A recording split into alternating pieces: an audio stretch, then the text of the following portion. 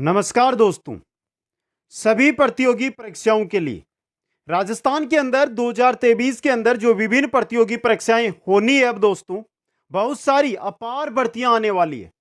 अभी आप वेट कर रहे हैं कि कौन कौन सी भर्तियां, तो आपको जल्दी मिल जाएगी और उन सभी का निचोड़ एक साथ हम राजस्थान जी के तैयार कर लें, जिससे 2023 में कोई सी भी भर्ती हो, अलग अलग राजस्थान जी के आपको ना पढ़ना पड़े।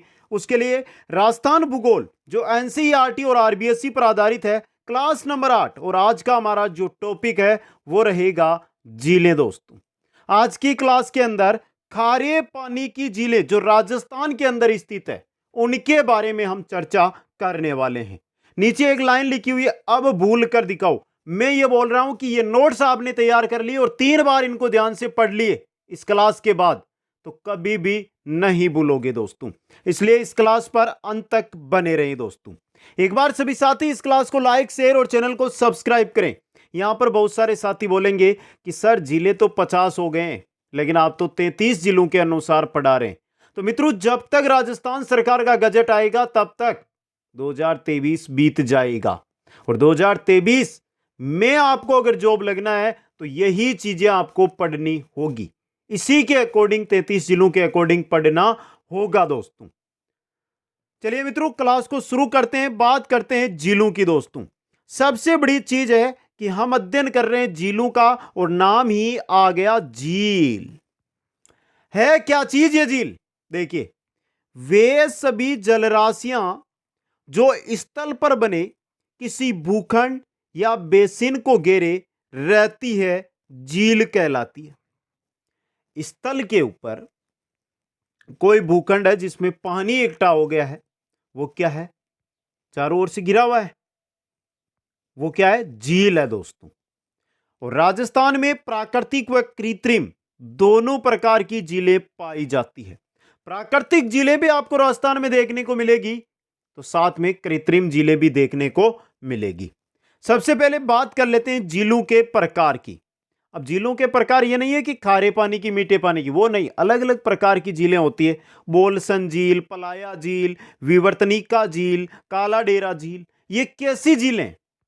अगर अध्ययन हम कर रहे हैं तो ऊपर ऊपर से क्यों करें, पूरा डीपली करें। चाहे आप आरएस की तैयारी कर रहे हैं, चाहे आप राजस्थान पुलिस की कर रहे हैं, या ग्रेड 4 की तैयारी कर रहे हैं, या एलडीसी की तैयारी कर रहे हैं, फर्स्ट ग्रेड, सेकंड ग्रेड, किसकी भी तैयारी कर रहे हैं, एक क्लास जिसे आपका कंप्लीट अध्ययन हो जाए दोस्तों। सबसे पहले बोलसन झील। देखिए, पहाड़ियों से गिरे अभिकेंद्रीय अफवाह वाले विस्तृत समतल गृत को बोलसन कहते हैं, जैसे सांबर झील। पहाड़ियों से गिरे अभिकेंद्रीय अफवाह वाले विस्तृत समतल गृत को कहते हैं बोलसन झील। आप सभी ने सांबर झील देखी होगी, और देखिए तो इसके बारे में आपको पता भी होगा कि सांबर झील कहां पर है, कैसे स्थित है। आराम से उसके बारे में आप है जो पता कर सकते हैं दोस्तों। दूसरी है पलाया झील। दोस्तों देखिए, मरुस्थलीय क्षेत्र में चौरस सतह और अनप्रवाहित द्रोणी वाली खारे पानी की छोटी झीलों को पलाया कहते हैं। इसमें वर्षा का पानी जमा होता है, परंतु जल्दी ही भाप बनकर उड़ जाता है, जैसे डीडवाना झील। डीडवाना झील का आपने नाम सुना है ना, वो पलाया झीलों की श्रेणी में मानी जाती है दोस्तों। आया समझ में? यहां पे एक एक चीज आपके लिए इंपॉर्टेंट है दोस्तों। यहां पे एक एक चीज से आपके क्वेश्चन बन सकता है। उसी के अकॉर्डिंग, जिस प्रकार आपके लिए क्वेश्चन बनेगा ना, उसी के अकॉर्डिंग यहां पर आपको पढ़ाया जा रहा है। आगे चलिए, नेक्स्ट आपका आता है, वो आता है विवर्तनिका झील। पृथ्वी में होने वाली आंतरिक हलचलों के कारण बनी झीलें, जैसे भूकंप आया और भूकंप आने से कहीं की जमीन नीचे धंस गई और वहां पर पानी इकट्ठा हो जाता है, तो वो कहलाएगी विवर्तनिका झील दोस्तों।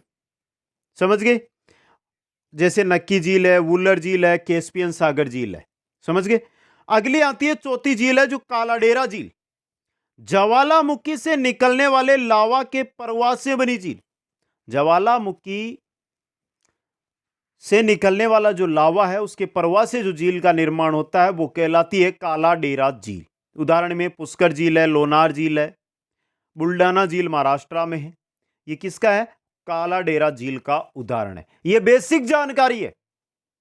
अगर जीरो से हीरो बनना है, अगर आप पहली बार कंपटीशन एग्जाम की तैयारी में जुड़े तो ये चीजें आपके लिए बहुत फायदेमंद रहने वाली है। नोट्स बना लेना, अभी बोल रहा हूं, जो साथी हमारे साथ जुड़े हुए ना, नोट्स बना लेना। अगर आप बोलेंगे ना तो भूगोल क्लासेस करती, इतिहास, राजनीति विज्ञान सब साथ करवा दूंगा।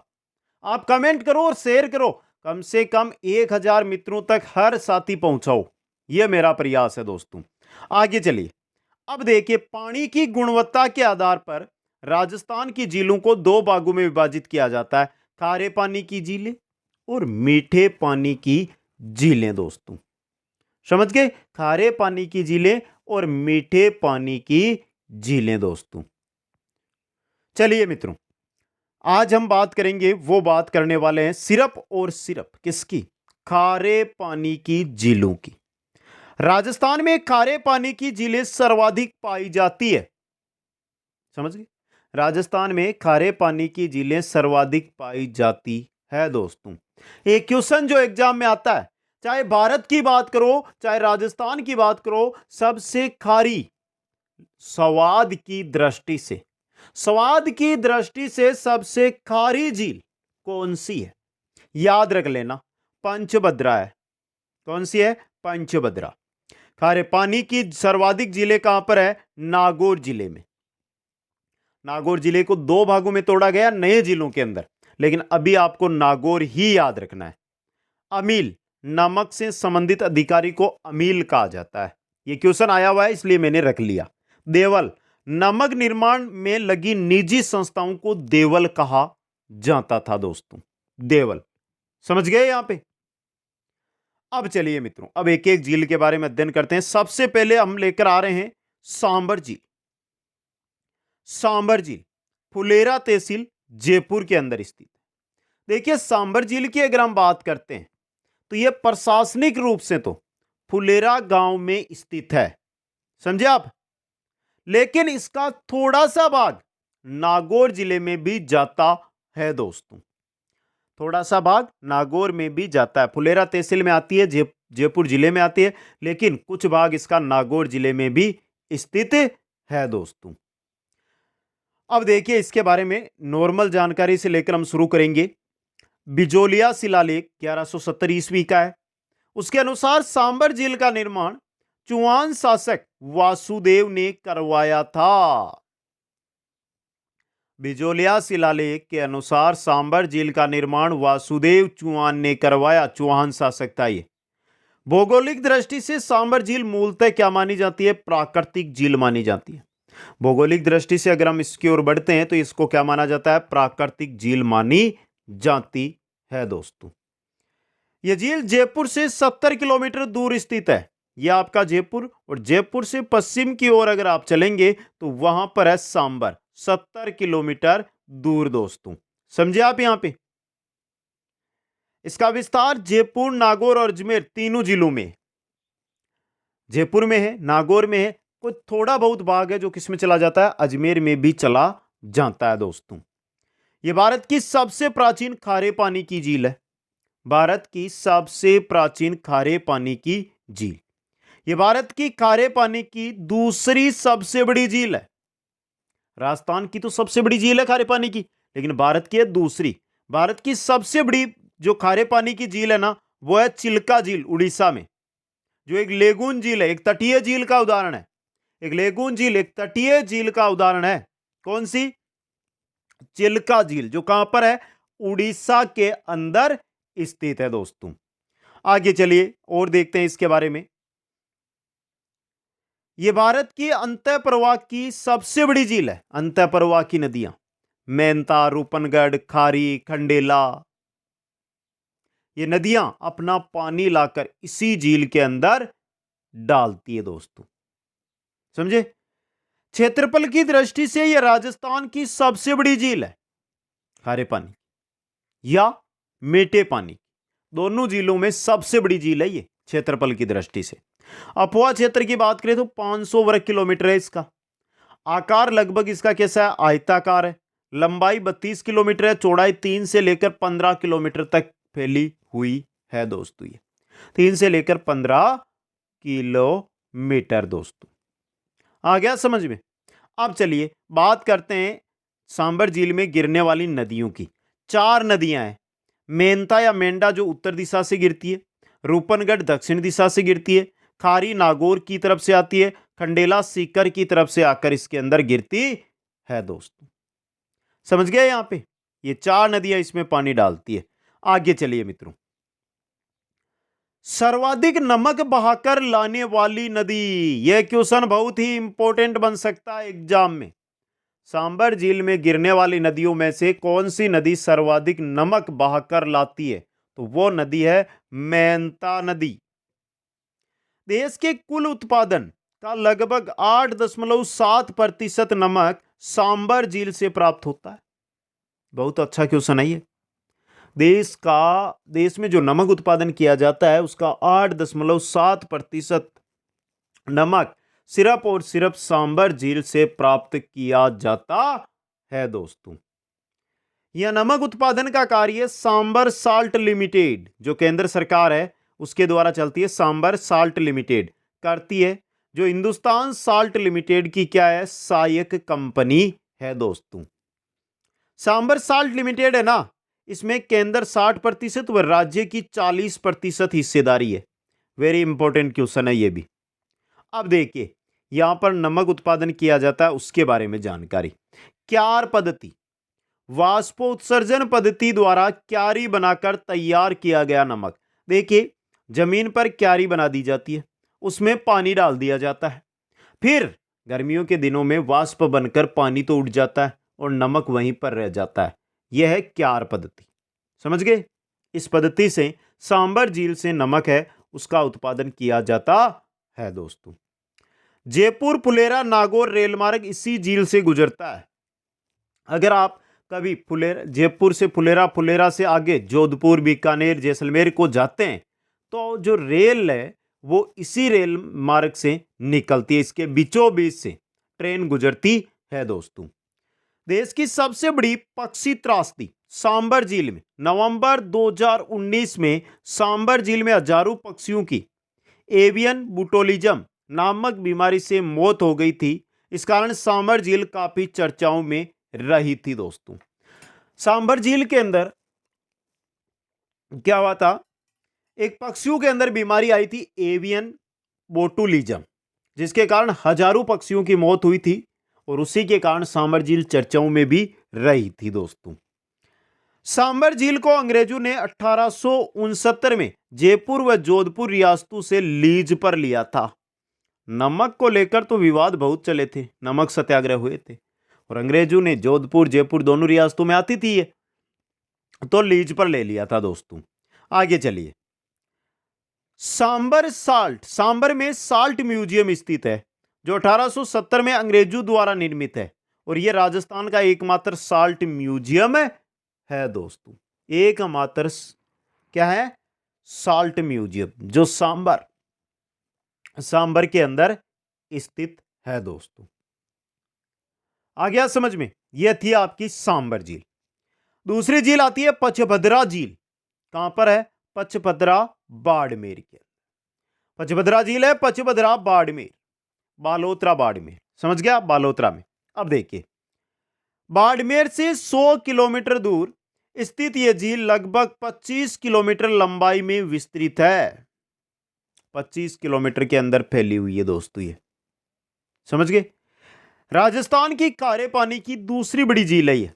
राजस्थान की खारे पानी की दूसरी बड़ी झील है। यहां का नमक सर्वोच्च कोटि का वह सबसे खारा है। इसमें 98% सोडियम क्लोराइड पाया जाता है। जो पचभद्रा झील है उसका जो नमक है खारा होता है, अच्छी क्वालिटी का होता है और सोडियम क्लोराइड की अगर बात करते हैं तो 98% इसमें सोडियम क्लोराइड देखने को मिलता है। अब देखिए सबसे बड़ी चीज, इस झील का निर्माण 400 वर्ष पूर्व पंचा नामक भील द्वारा दलदल को सुखाकर किया गया था। पचभद्रा झील है, बालोतरा बाड़मेर के अंदर है, पंचा नामक भील है, उसने दलदल को सुखाकर इस झील का निर्माण किया था दोस्तों। अब देखिए जो पचभद्रा झील है इसको लेकर जो क्वेश्चन बनता है वो आपके सामने ये रहा, नमक उत्पादन। यहां खारवाल जाति के लोगों द्वारा मोरली जाड़ी की टेनी को, मोरली जाड़ी का जो टेनी है उसका प्रयोग कर वायु प्रवाह पद्धति से स्फटिक नमक बनाते हैं, जिसे रेस्ता कहते हैं दोस्तों। मोरली जाड़ी की प्रयोग किया जाता है, खारवाल जाति के लोग इसका प्रयोग करते हैं, और यह जो नमक बनता है ना, यही होता है 98% वाला, जिसमें सोडियम क्लोराइड होता है दोस्तों। पचबदरा में कुएं बनाकर भी नमक का उत्पादन किया जाता है, जिसे कोसिया या कोसलू कहते हैं, कोसिया या कोसलू कहा जाता है दोस्तों। 1960 में यहां Rajasthan state salt works Pachbhadra, देखिए ये बहुत अच्छा क्वेश्चन बन सकता है। देखिए यहां से 1960 की बात कर रहे हैं, Rajasthan state salt works Pachbadra salt limited की स्थापना की गई थी, जिसे 1992 के अंदर पुश्तैनी नमक उत्पादकों को लीज पर दे दिया गया दोस्तों। यहां हीरागढ़ व सामरा क्षेत्र में भी क्या किया जाता है, नमक उत्पादन का कार्य किया जाता है दोस्तों। समझ गए? भारत की अगर खारे पानी की झील पूछी जाए ना, तो आपको पचबदरा कर देना है। भारत की खारे पानी की सबसे खारे पानी की झील पचबदरा ही है दोस्तों। अगली झील आती है, वो है आपकी डीडवाना झील। डीडवाना झील है नागौर जिले के अंदर, नया जिला बनेगा कुचामन डीडवाना, तो उसके अंदर आ जाएगी ये, अभी नागौर में। इस झील का नमक खाने योग्य नहीं है, और इस झील को खालडा भी कहते हैं। डीडवाना की झील का जो नमक है वो खाने योग्य नहीं है दोस्तों। समझ गए आप? अच्छा क्वेश्चन बन सकता है आप। खालडा, इस झील का जो क्षेत्र है उसको खालडा के नाम से स्थानीय लोग जानते हैं।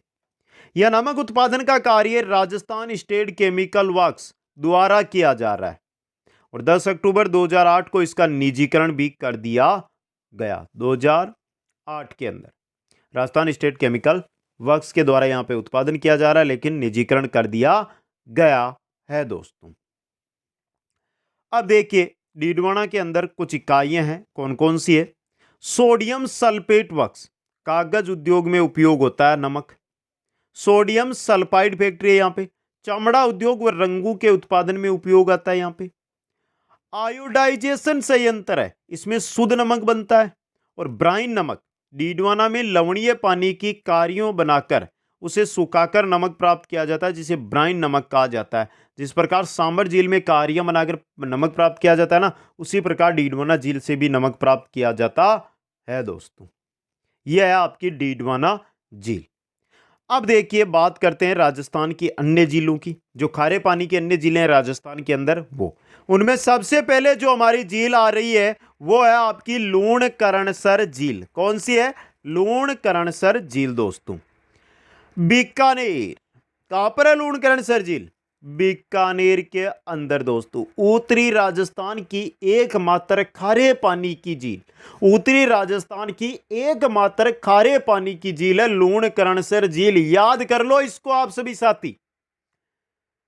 देखिए उत्तरी राजस्थान की एकमात्र खारे पानी की झील है, और यहां उत्पादन बहुत कम मात्रा में किया जाता है। कहां पर? लूणकरणसर झील के अंदर। अगली झील आती है हमारी तालछापर झील। तालछापर झील है चूरू के अंदर। तालछापर झील कहां पर है मित्रों? चूरू के अंदर। इस झील के पास का क्षेत्र काले हिरणों के लिए प्रसिद्ध है। जो तालछापर झील है ना, इस झील के आसपास का जो क्षेत्र है, तालछापर अभयारण्य आपने नाम सुना होगा, वो काले हिरणों के लिए प्रसिद्ध है। अगली है कावोद झील, जैसलमेर के अंदर। कावोद झील कहां पर है मित्रों? कावोद झील, एक कछोर झील भी है जैसलमेर के अंदर, याद रखना। यहां का नमक आयोडीन की दृष्टि से श्रेष्ठ नमक है। आयोडीन की दृष्टि से श्रेष्ठ नमक माना जाता है। फड़ौदी झील जो है जोधपुर में, और राजस्थान का सबसे शुष्क स्थान है आपका फड़ौदी, जहां पर झील है। जोधपुर जिले में फड़ौदी, नया जिला बना दिया गया फड़ौदी, याद रखना दोस्तों। अब नए जिले फड़ौदी जिले में आ जाएगी ये फड़ौदी झील। कुचामन झील जो नागौर में, नए जिलों के अगर अकॉर्डिंग अगर आप अध्ययन करेंगे तो ये डीडवाना कुचामन जिले के अंदर आ जाएगी। नावा झील ये भी नागौर में, और नए जिलों के अकॉर्डिंग अगर आप इसका अध्ययन करेंगे तो ये डीडवाना कुचामन जिले में आ जाएगी।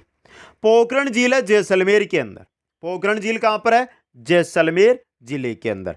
कोछोर झील सिक्कर में। कोछोर झील कहां पर है? सिक्कर के अंदर। कोछोर एक रेवासा भी है, कोछोर रेवासा झील भी है यहां पे। रेवासा खारे पानी की झील है, रेवासा याद कर लेना सिक्कर के अंदर। देखिए ये रहा रेवासा झील सिक्कर में।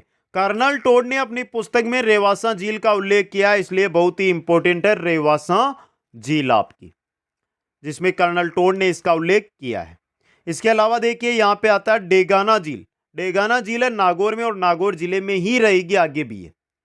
बाप झील जोधपुर में। बाप झील कहां पर है? जोधपुर के अंदर। राज्य का पहला कोयला आधारित ऊर्जा संयंत्र यहीं लगा था। आदर्श लवणीय फार्म मॉडल साल्ट फार्म नावा सिटी नागौर के अंदर स्थित है। अब देखिए बाकासर बाड़मेर है ना, वहां पर भी नमक उत्पादन के क्या है? केंद्र है दोस्तों। सांबर में बना नमक सांबरी कहलाता है। डीडवाना से बना नमक डीडू कहलाता है, और पचपदरा से बना नमक कोसलू कहलाता है। ये तीनों चीजें वेरी इंपॉर्टेंट। और आदर्श लवणीय फार्म यानी मॉडल साल्ट फार्म ये कहां पर है? वेरी इंपॉर्टेंट क्वेश्चन बन सकता है। और ये थी आपकी राजस्थान में स्थित खारे पानी की झीलें दोस्तों, जो मैंने एक एक झील है उसके बारे में आपको यहां पर अध्ययन करवाया। मित्रों फिर से बोल रहा हूं, कंप्लीट राजस्थान जियोग्राफी इसी प्रकार प्लेलिस्ट बनी हुई है राजस्थान भूगोल कोर्स के नाम से। वहां से जाकर आप क्लासें अटेंड कीजिए, अपने नोट्स बनाइए, और अगले 1 महीने में कंप्लीट का कंप्लीट कोर्स करवा दूंगा। चाहे फर्स्ट ग्रेड की तैयारी कर रहे हो, चाहे सेकंड ग्रेड, चाहे रीट, चाहे आरएस, चाहे राजस्थान पुलिस, चाहे एलडीसी, चाहे वन विभाग, किसी भी भर्ती की तैयारी कर रहे हो, ऐसे नोट्स आपको कहीं नहीं मिलेंगे। एक बार लाइक कर देना, शेयर कर देना, और जो नए साथी जुड़ रहे हैं वो चैनल को सब्सक्राइब करना। आप सभी साथियों को बहुत बहुत धन्यवाद। नीचे इंस्टाग्राम आईडी दी गई है, आप मेरे साथ जुड़ सकते हैं वहां पे। जय हिंद, जय भारत।